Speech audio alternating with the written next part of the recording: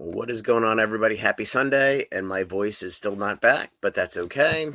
We're going to talk through Pokemon, Magic the Gathering, and other indie game distribution. So, I want to start with Sorcery today. So, they came out with an article or an announcement, whatever you want to call it.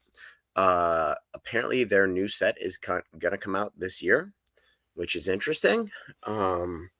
Apparently, it's 400 and some cards, 300 and some cards. It's a lot. So, something to pay attention to. Moving to the Weiss world, not much change there. It looks like Nikki is still the 15th of July. Have not heard anything else.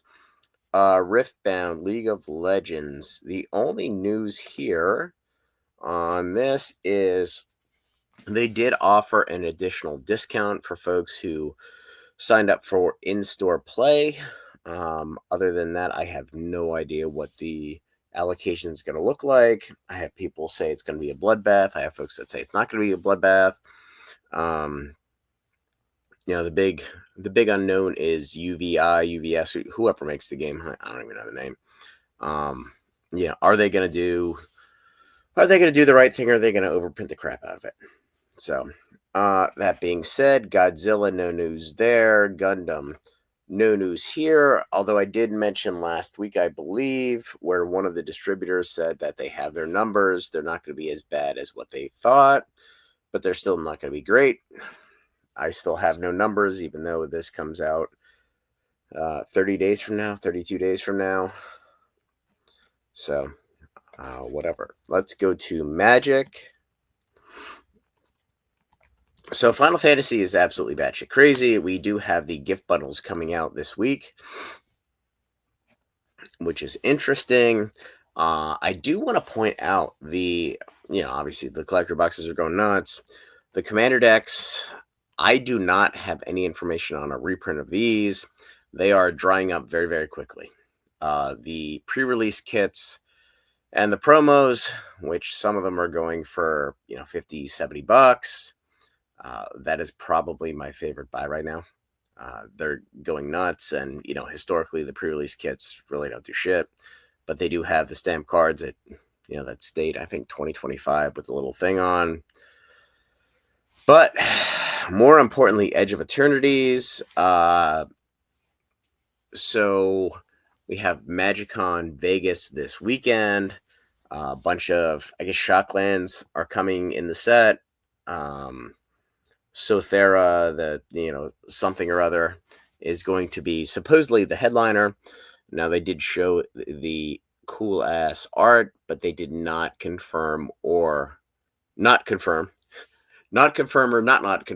I should say, whether it's going to be a serialized card or not.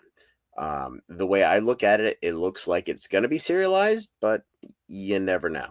And I'm not sure why they would fuck around with what seems to be a home run winning formula, but we'll see. So what I do know, or what I think I know, is the population of commander decks and collector boxes for Edge of Eternities is similar to Tarkir. The play boxes, interestingly enough, are about 15% less.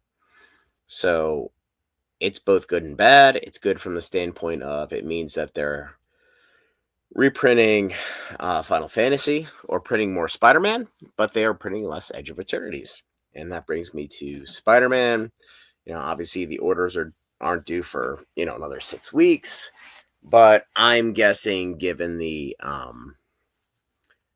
performance of Final Fantasy, that the collector boxes are going to go through the roof. The play boxes are going to go through the roof. And, again, we have a situation where Pokemon has been the king of the castle, and now they're not.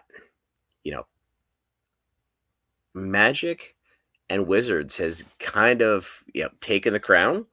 So if Pokemon does overprint shit and they push their product to the ground, people are going to shift to Magic. And for the longest time, Magic's been kind of a joke, and the management team's been, a total fucking clown show. And, they've gotten their act together. and they've actually done a really nice job. Um, and the unfortunate part about this is, it's 9, 12, 18 months start to finish until you see it. But I just want to give props where props are due. They've done a great job. They kicked what's her name to Funko, whatever, and they got their shit together. So good for them. Also, I have not seen a whole lot of Amazon dumps, which is super interesting. I would have expected a ton of Final Fantasy held back, which I haven't seen yet. So moving to Pokemon. So Pokemon Black and White. I did a video on this last night. Um, on my thoughts, it comes out in 18 plus 8, so 26 days, 27 days. So it's going to be interesting. The big unknown here is the alt white and the alt black chase card. I have no idea what the pull rate's going to be. Um, the set doesn't look great from my perspective, but these specialty sets outside of Shroud of Fable, which it's going to get there shortly, the packs are 10, 11, $12. So it's going to be what it's going to be. And then after that, the MEO2, or I'm sorry, MEO1 set, we'll see what the population looks like. Moving to reprints, we did just see the Southern Bundle come to market. So if you look on TCG Player, there was a step down in price on Surging Sparks booster boxes. That is because the bundle from Southern shipped this week. And what's interesting, it is Surging Sparks boxes, the EV pouches, the Blooming Waters, and then there's some tins and some other play decks, whatever, who nobody cares about. But that is why, at least in my opinion, why the price went from 250 to 220, because everybody's dumping that.